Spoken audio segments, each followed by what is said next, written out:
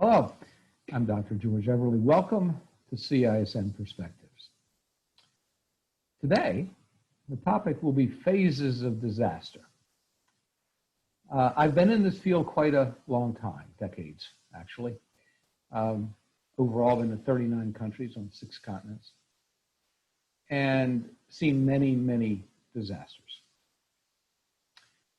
They seem very diverse: wars, famines, tornadoes, hurricanes, pandemics, epidemics. But what is striking is they all follow the same pattern, psychologically speaking. So we search for heuristics. We search for ways of modeling that gives us insight and will provide guidance, not just to understanding phenomenology, but to intervening. We found just such a model, just such a heuristic. And it's a model that was developed quite some time ago. And the model sometimes is referred to as phases of disaster. And it's a model, and that's not a copyrighted term or anything. There are many models of phases of disaster out there, but the one that I have found to be the single most powerful was developed by Zunin and Myers, and it was published in 2000 in a SAMHSA training document. The model tells us the predictable serial phases, I guess, that people go through psychologically. Now, I've seen it happen over and over and over again. Now, people try to become a little bit more granular, and they try to define each phase with days or weeks. And that's where you destroy the validity of the model, in my opinion. The model phases unfold serially in a predictable way, but what we cannot predict is how much time we spend within each phase. So we begin with the pre-incident phase. In this phase, of course, this is before the event. From a CISM standpoint, this is where we would teach skills like resilient leadership. We would train people setting appropriate expectations. And the closer the expectation to reality, the more effective the response is likely to be.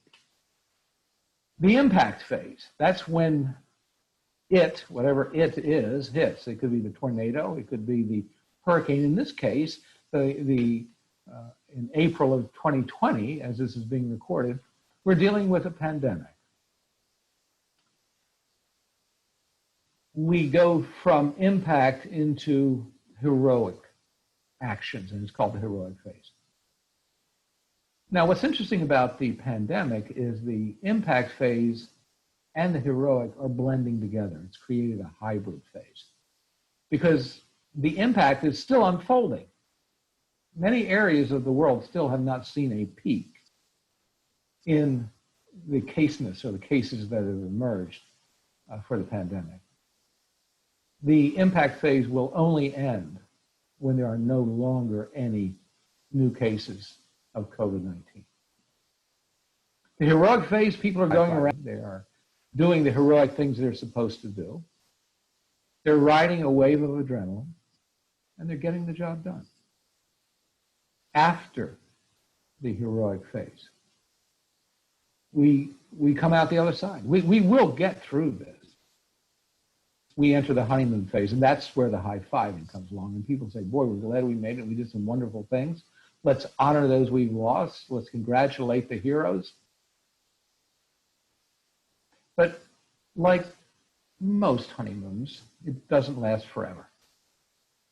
So then many people, estimate is about 25% of the directly affected population, enter the next phase, which is the disillusionment phase. This is the dark abyss. It is populated by feelings of anxiety, of depression, despair. We begin to challenge things we used to just take for granted. Who we are, our careers, our marriages, where we live, where we want to go in the future. This is where CISM makes its biggest impact. The goal is to make that disillusionment phase as short as possible. Make the abyss not as deep as it would have been. Steepen the recovery and reconstruction curve.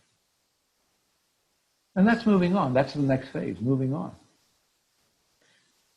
Almost invariably, in a year, there will be an anniversary reaction. People enter the abyss again.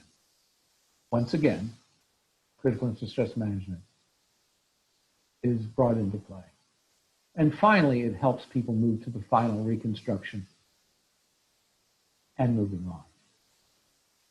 Armed with this model, this heuristic, it allows us to plan.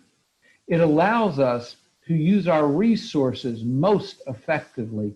And as people have said, some disasters are marathons, they're not sprints. Resource utilization is an imperative for the long haul, effective resource utilization, I should say. So this is a public health planning tool. It's a CISM planning tool. Thank you for listening. I'm Dr. George Everett.